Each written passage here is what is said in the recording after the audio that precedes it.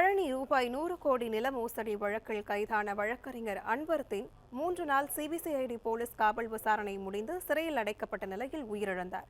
அவரது உடல் வைக்கப்பட்டுள்ள மதுரை அரசு மருத்துவமனையில் மாஜிஸ்திரேட் ராஜபிரபு நேரில் விசாரணை நடத்தி வருகிறார்.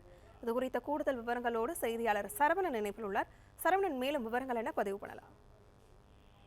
பழனியில 100 கோடி ரூபாய் மதிப்புடைய நிலம் முறைகேடாக பதிவு செய்யப்பட்ட இந்த வழக்கு பெரும் சர்ச்சையை ஏற்படுத்தியது. இந்த வழக்குல சார்பதிவாளர் உட்பட 5 பேர் கைது செய்யப்பட்டிருக்கிறார்கள். இந்த வழக்குல முக்கியமாக வழக்கறிஞர் அன்வர்தீன் என்பவர் கைது செய்யப்பட்டார். இந்த அன்வர்தீன் உட்பட ஒரு 4 பேரை 3 நாட்கள் சிபிசிஐடி போலீசார் காவலில் எடுத்தும் விசாரித்து வந்தார்கள். நேற்றைய தினம் இந்த 3 பேருடைய போலீஸ் காவல் முடிந்தது.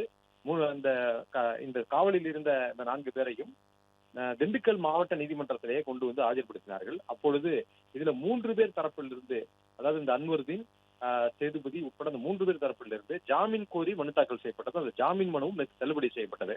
3 நாட்கள் போலீஸ் காவலில் இருந்தவர்கள் அதற்கு பிறகு மீண்டும் மதுரை மத்திய சிறையில கொண்டு அடைக்கப்பட்டார்கள் நேற்று மாலை. அதற்கு பிறகுதான் அன்வர்தீன், வழக்கறிஞர் அன்வர்தீனுக்கு இந்த வழக்கில் கைது செய்யப்பட்டிருக்கும் உடல்நல பாதிப்பு ஏற்பட்டு மருத்துவமனைக்கு கொண்டு செல்லப்பட்டு அவர் உயிரிழந்தார்.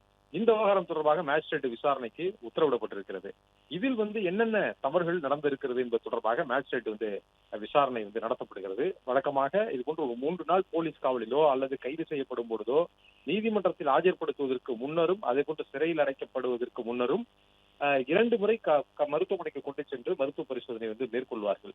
3 நாள் போலீஸ் காவலில் முடிந்து அவர்கள் மருத்துவமனை கொண்டு சென்று மருத்துவ பரிசோதனை செய்து அதற்கான உடற்தகுதி சான்று, ஃபிட்னஸ் சர்டிபிகேட் சொல்வார்கள், அவற்றை கொண்டு நீதிமன்றத்திலே கொடுக்க வேண்டும். அதற்கு பிறகுதான் நீதிமன்ற காவலுக்கு உட்படுத்துவதற்கான உத்தரவை நீதிபதி பிறப்பிப்பார். அப்படி இருக்கக்கூடிய நிலையில் நேற்று கொண்டு அடுத்த சில மணி நேரத்திலேயே அவருக்கு உடல்நல பாதிப்பு ஏற்பட்டிருக்கிறது.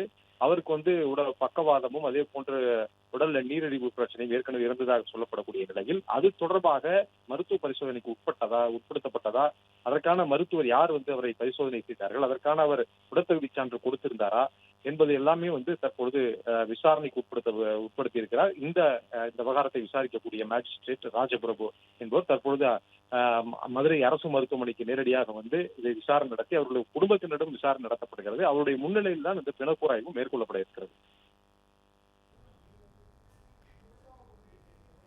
விவரங்களுக்கு நன்றி சரவணகுமார். மற்றும் ஆப் ஸ்டோரில் இருந்து பாலிமர் செயலியை QR கோடு மூலம் பதிவிறக்கம் செய்யுங்கள். செய்திகளை உடனுக்குடன் பெறுங்கள்.